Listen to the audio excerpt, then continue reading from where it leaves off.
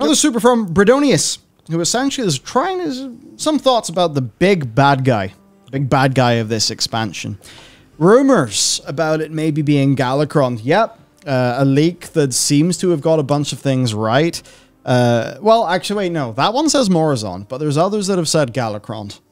A lot of people think that it could be a Primalists, then Galakron, then Morazon, or something like that. Galvazon! Gaviscon. Gaviscon. Yep. That's an antacid, by the way, if it's not in your country. But yes, Galakron. Something I realized, and I hope I'm wrong. Deathwing resurrected.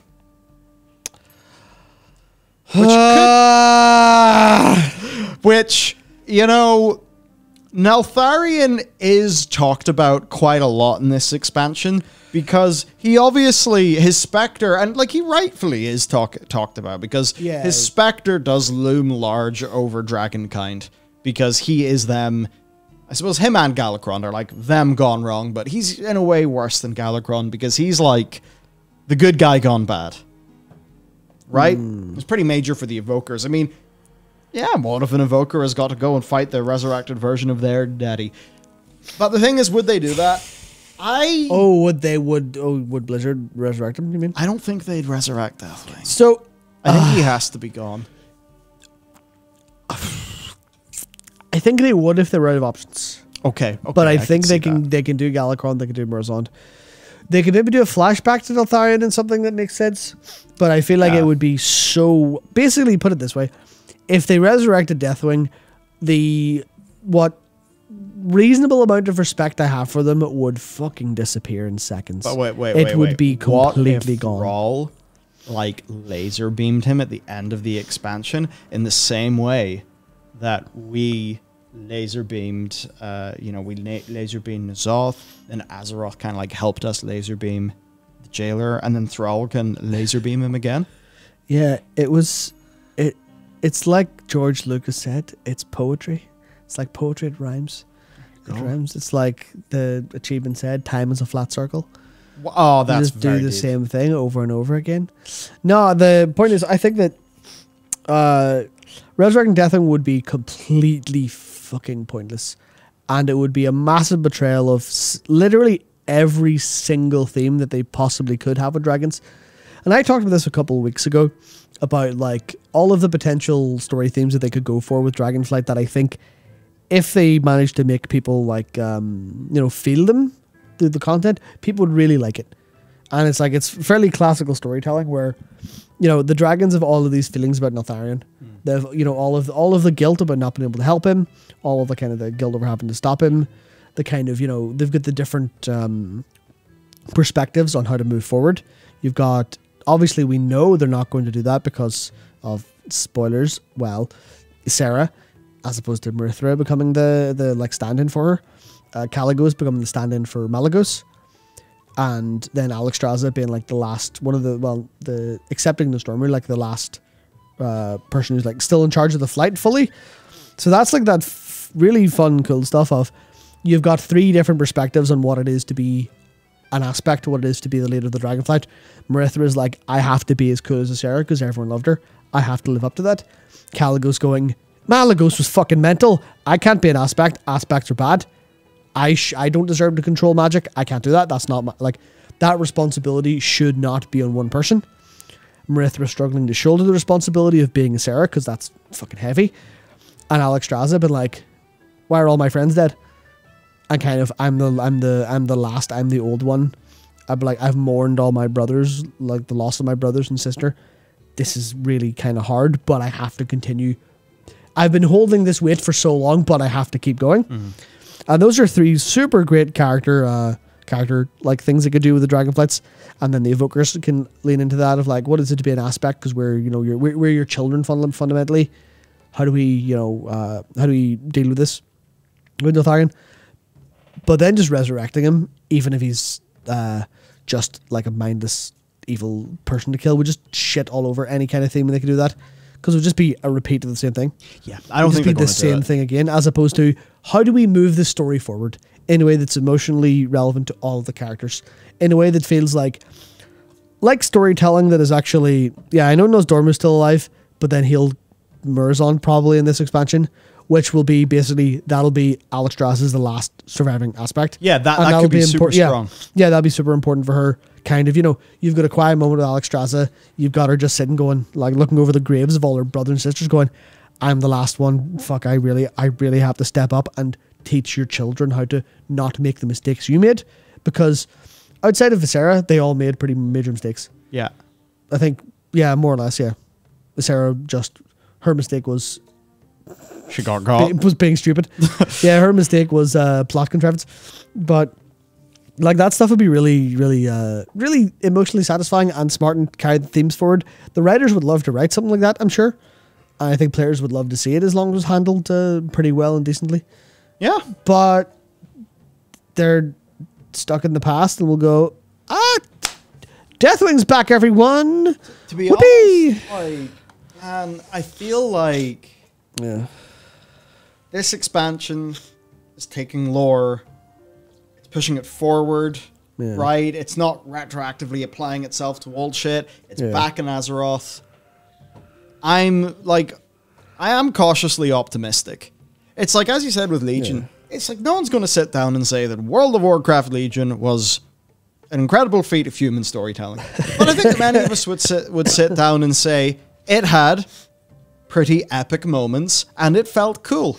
My Scars was a character moment that worked. And yeah, actually, that is all that Warcraft really needs. That's all this franchise has really ever needed. There's been times where, they have dipped into some stronger shit. But for the most part, like, Blizzard's whole shtick for years was just, is it epic? Is it big? Is it cool? Is it appealing? Is it metal? Yes! We'll do it! Yeah. And generally, most people have been like, fuck yeah, I'm an orc, this is cool. Right? Like, I don't know if anyone was ever thinking this is high art. But it's fun, and there's nothing wrong with that. So if this can just be, hey, high fantasy adventure, some dragons, we're going to push forward the story of the dragons, we're not going to dick around with, retconning shit or touching the past too much, let's just have a good time, then to me, that's honestly all that I really want. And then if I can just go around a world that's really nice with some archetypical yet well implemented, cultures, like with the Centaur and the Tuskar and all of that, then really that's all I need to be happy enough. I think what we enjoy is that, like, it's a big world, it's resonant, it's pretty, you have nice adventures in it. There are likable characters, there are cool moments, and you spend a bunch of time there with your friends. So that's all it needs, and I don't see any reason why this expansion won't do that. As opposed to Shadowlands, where by this point in Shadowlands, we could see pretty much all of the reasons why this was fundamentally a bad idea.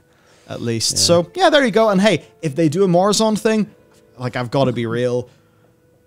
I mean, I love a well-done time-related story. I always have. I know the Trek hasn't always done them perfectly, but Trek has done so many of them that have been just really cool. And I'm sure whenever the Orville gets to... Maybe it has, I haven't watched all that show.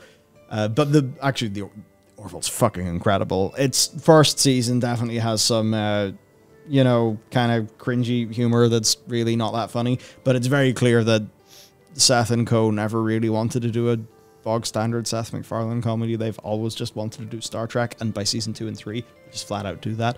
But anyway, TLDR. I know people just hear time and they go, oh, time travel, bad shit.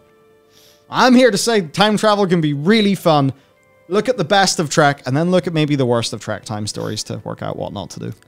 Yeah, but that could be relevant to this, obviously, because Nostormu, Morazond. I've always thought that they're a cool idea. I've always thought that, like, Nozdormu, he knows this shit's going to happen to him, and he, like, kind of has to accept that. But the thing that'll make that happen is him thinking, no, I'm going to change things so I don't turn out like that. And that, of course, is what will make him turn out like that. And then even the idea that Morazond has seen an end so terrible that whatever end that is the end time, that dungeon, that is preferable. Yeah. It's fucking shitty that they're probably going to tie that into being the same thing that the jailer knows is coming. so the jailer will, you know, kind of come in there and just take a big shit on top of it. But if they can just not ever mention Zoval again, ever, please, dear God, and then just always frame this in terms of what the fuck was Morazon talking about when he died in that dungeon, then we can get a more cosmic-y, timey, whatever thing that actually works and feels really grounded in characters that we care about. Well, that's the thing. It's all about where the impetus is and what you're supposed to be thinking about when it comes to this. And if you're thinking about what Morazon saw, what he's worried about, what he literally saw, and what it means for the plot going forward, then they have failed in their job at storytellings, because you should be thinking about Nosdormu himself, what he's feeling, how he's feeling, why he's feeling that, how his motive turned into that. Why is he afraid of this big thing instead of asking for help? And kind of what led to that, and then you bring that through. True. There's always going to be an element, though, of like, of course, the what if is cool, and if it's a thing that ends up being in the very classic Blizzard style, epic, then I guess basically what I'm trying to say is WoW can be simple and archetypical and not have the depth thematically that FF14 has. And that's actually just okay. Yeah. Because maybe WoW wants to present its story differently. It wants it to be a bit more bite-sized and approachable. Yeah. And it wants to just build that more towards just making cool in-game shit. It doesn't necessarily need to be like deep or thematic. It's more that I think that the reason that I think, especially like Legion, the reason people like Illidan so much throughout Legion, and that like my scars moment worked pretty well, was because of the effort they went to show us his past. All those quests where we played as Illidan, going through his history, and some of that was just, hey player, here's a recap on War of the Ancients, because we know you didn't read that fucking book. But it worked as like, hey, you're experiencing Illidan's life. It was a little bit kind of, you know, it wasn't super perfect, but it was done pretty well. Of just, hey, here's you get to see the rise and fall of Illidan yourself. You get to experience that. So whenever you get to see all that he's done, how he got to that point, then, especially as like a demon hunter, you understand all of that. But then just kind of go, oh shit, yeah, well, as soon as he says, I am my scars, you go, you know what, Illidan? Yeah, you have had a pretty rough time, and it all was about your hunt for power, so you declining the promise of additional power and destiny, because he was always obsessed with destiny and like the golden eye child and all that stuff. So that was like a really cool thing.